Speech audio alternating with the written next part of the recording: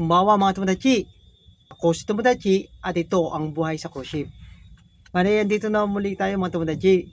Maraming salamat sa mga tomodachi natin na patuloy na nangungumusta dahil halos isang linggo rin tayo na hindi nakapag-vlog mga tomodachi dahil sa nagkaroon tayo ng konting karamdaman.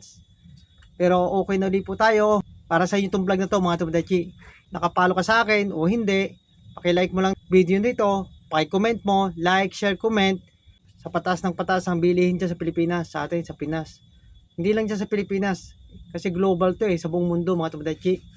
Siyempre, kahit papano naman, meron tayong pinagkukunan, kahit kaunti lamang, kahit maliit lamang, makapag-share man lang tayo ng konting blessing.